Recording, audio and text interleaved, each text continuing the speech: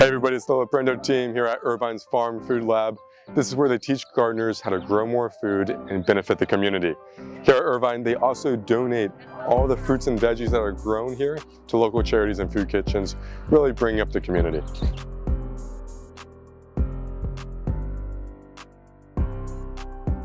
If you think about fruit in California, some stuff might come to mind. You might be thinking about California's wine, dragon fruit, maybe even gourds. With this out, you can grow it all at home. It's called trellising right here. So it allows plants that are like vines to grow, to kind of give them some structure, especially in California, in Southern California, where it can be a little bit windy. If you have a vine that's kind of growing, it might get blown away by the wind. So this right here is a grape plant.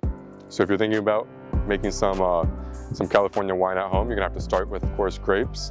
And then as we move back here, this big leaf right here is a gourd plant. So you see these things hanging right here. This is a gourd, obviously not alive, but you can grow this type of stuff in the summer, about from May to June in our climate down here. And these things taste amazing. Make some great soup. There's even some really cool pie recipes out there. And then if we take it back, this cactus looking plant up here, you might have tasted these in the supermarket, but not seen the plant. This is dragon fruit. So, you really can only grow this on the West Coast in like semi-tropical, semi-arid environments. And I mean, if you haven't had one of these, you should definitely try it out. Maybe even try out dried dragon fruit on leprendo.com. So we just saw the trellising over there, but what if I told you that almost 6,000 years ago, the people indigenous to America came up with a system that didn't even need trellising and could grow 3 crops at once. These are the 3 sister crops: corn, squash, and beans. Where the corn grows high, it gives structure for the beans. And the beans, in turn, are a nitrogen-fixing crop, meaning that they fix nitrogen into the soils and actually fertilize both the corn and the squash. And then, if you're like me and you've spent a lot of time in the garden, you know about pesky weeding, and we don't like to do that. So we plant the squash.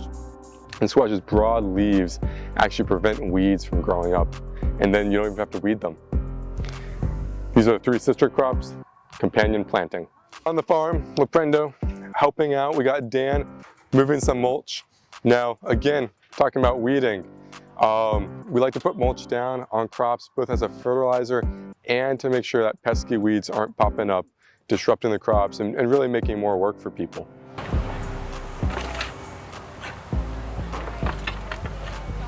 Banana peels, eggshells, general food waste, you create it.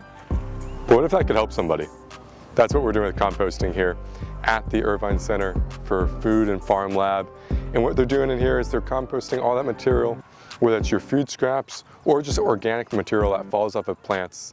Then they got some nice worms in here that we're gonna check out. And what worms do is worms eat up all this material and they digest it. And they make it so that it's ready for plants to absorb and grow and create more food. And that food goes and donates to food banks, and that helps people. So you might have heard of composting. You might be imagining something a little bit smaller, but here at the Farm Food Lab, they do things a little bit bigger. And what they got here is they're putting in a bunch of organic mass. Now, a lot of stuff that falls off of plants outside, mulch, leaves, they even collect it from the people that do the landscaping in Irvine. And what they're doing here is they're actually allowing it to become more nutritious for the plants. So if you take your hand and you actually start looking through here, you can see all these roly-polies, these worms, these little critters, and what they're doing is they're really digesting that mulch. And by digesting that mulch, they're loosening up the nutrients that was maybe in the woods, maybe in the plant parts, and they're making it so that when another plant wants to grow here, that nutrients is ready so that they're a healthier plant.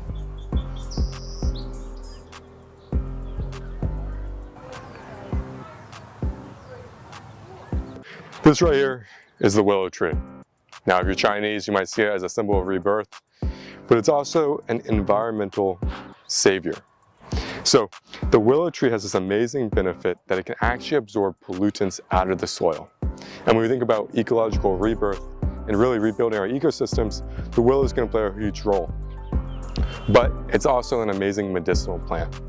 So the bark of the willow tree actually contains something called psilocin, which has an aspirin-like effect to reduce the pain in us.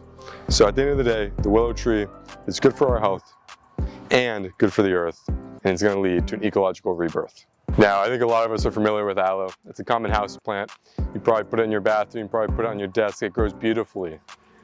But thousands of years ago, people indigenous to Mexico knew about agave. Agave was used for many different purposes, ranging from spiritual to healing. But today, you probably know it as one of the ingredients in tequila.